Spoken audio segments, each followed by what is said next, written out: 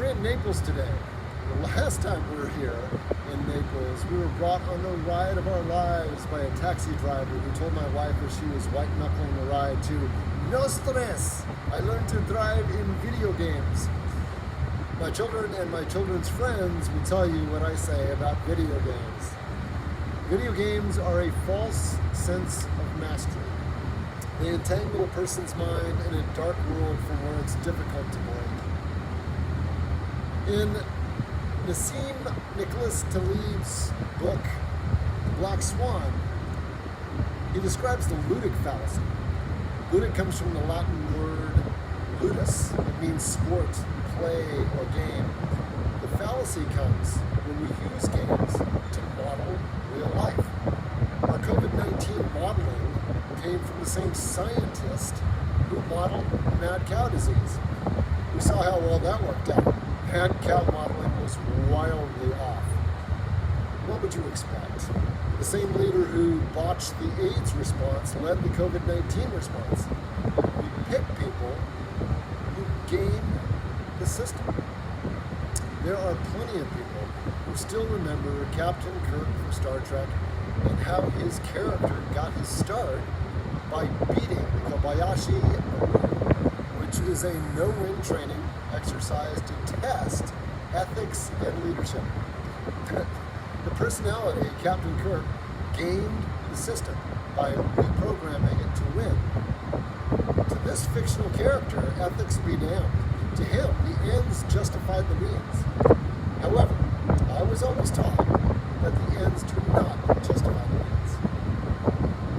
When people say the words, the ends justify the means, they are expressing the view that something wrong, the means, can be right, justified, simply because the outcome, the ends, works out. To justify something or someone is to show that the person is right.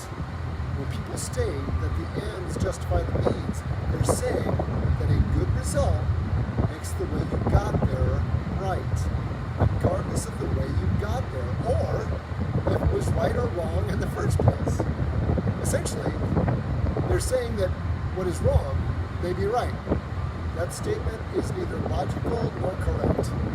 The rightness of an action is not based on the outcome.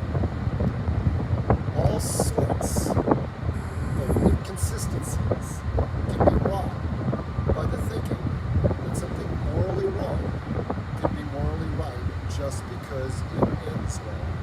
On the flip side, there are actions that may appear to be wrong on the surface, but are just and right.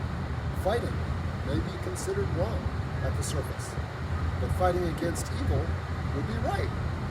Killing may be considered wrong, but killing an animal that is about to chew up a group of people would be right. It's hard to break free from the addiction of mentality. Our minds are a strong trap. It's easy to be hooked. Nir Eyal's book, Hooked, describes a model of trigger, action, variable reward, and investment. That habit-forming technologies used to send us into a form of addiction. These addictions become a part of the daily routine after a desire is manufactured. Then, there's no need for a marketing department because the internal human triggers cue individuals toward manipulation. Addicted people are now in the habit of swimming in dopamine. The variability of the reward multiplies the effect into a feeding frenzy. You can't let someone have constant rewards. There's no excitement in that. A little controversy expressing opposing views, but still inside of the game, is good for business. The constant quarrels and the strife add to the feeding frenzy. Look at the game of politics. Look at lawyers. Boyce, the legal attorney for the discredited health technology company Theranos, was a legal ace, ready to pounce on any inconsistency. The controversy keeps the game in business. After the variable reward, the true investment happens, when people willingly give their time, information, effort, and money inviting their friends along the way. The process becomes one long drug deal. The status quo never becomes painful enough so that people want to exit the game.